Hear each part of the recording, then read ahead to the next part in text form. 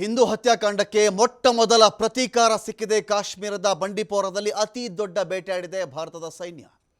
ಕಾಶ್ಮೀರದ ಬಂಡಿಪೋರದಲ್ಲಿದ್ದವನು LETಯ top commander Altaf ಲಲ್ಲಿ. ಇವನನ್ನು ಇವತ್ತು ಹತ್ಯೆ ಮಾಡೋ ಮೂಲಕವಾಗಿ ನನ್ನ ಮೊದಲ ಹೆಜ್ಜೆ ಅಷ್ಟೇ ಇದಿನ್ನೂ ನನ್ನ ಮೊದಲ ಹೆಜ್ಜೆ ಅಂತ ಹೇಳಿ ಭಾರತದ ಸೈನ್ಯ ಒಂದು ಕಡೆ ಹೇಳ್ತಾ ಇದೆ.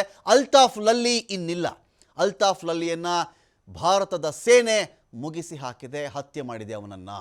ಇದು ಹಿಂದೂ ಹತ್ಯಾಕಾಂಡಕ್ಕೆ ಪ್ರತೀಕಾರದ ರೂಪದಲ್ಲಿ ಮೊದಲ ದೊಡ್ಡ ಬೇಟೆ ಅಂತ ಹೇಳಬಹುದು. ಇನ್ನು ಮೊದಲ ದೊಡ್ಡ ಬೇಟೆ ಇದು.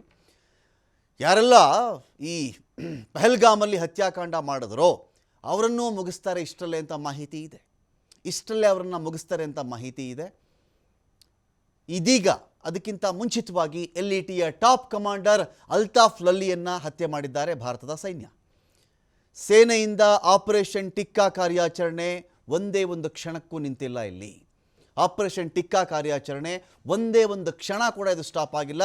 ನಿರಂತರವಾಗಿ ಎಲ್ಲೆಲ್ಲಿ ಇವರ ಅಡಗುದಾಣಗಳಿದೆಯೋ, ಎಲ್ಲೆಲ್ಲಿ ಇವರ ಲಾಂಚ್ ಪ್ಯಾಡ್ಗಳಿದೆಯೋ ಪಾಕಿಸ್ತಾನದ ಕಡೆಯಿಂದ, ಆ ಎಲ್ಲವನ್ನು ಕೂಡ ಶೋಧ ಕಾರ್ಯವನ್ನು ಮಾಡ್ತಾ ಇದೆ ಭಾರತದ ಸೈನ್ಯ. ಎನ್ಕೌಂಟರ್ ಮಾಡಲಾಗಿದೆ ಅಲ್ತಾಫ್ ಲಲ್ಲಿಯನ್ನು. LETಯ ಟಾಪ್ ಕಮಾಂಡರ್ ಆಗಿದ್ದ ಇವನು. ಬಂಡಿಪೋರಾದಲ್ಲಿ ಭದ್ರತಾ ಪಡೆಗಳಿಗೆ ಯಶಸ್ಸು ಸಿಗ್ತಾ ಇದೆ. ಇಲ್ಲಿ ಓರ್ವ ಯೋಧ, ಇಬ್ಬರು ಪೊಲೀಸರಿಗೆ ಇಲ್ಲಿ ಗಾಯ ಆಗಿದೆ.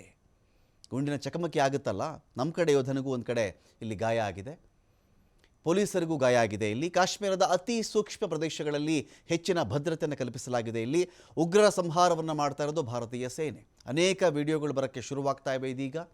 ಉಗ್ರರ ಹತ್ಯೆಗೆ ಸಂಬಂಧಪಟ್ಟಂತೆ, ಹಿಂದೂಗಳ ಹತ್ಯಾಕಾಂಡ, ಪಹಲ್ಗಾಮ್ನ ಹಿಂದೂಗಳ ಹತ್ಯಾಕಾಂಡಕ್ಕೆ ಸಂಬಂಧಪಟ್ಟಂತೆ ಭಾರತ ತನ್ನ ಪ್ರತಿರೋಧವನ್ನು ಈ ಥರ ತೋರಿಸ್ತಾ ಇದೆ.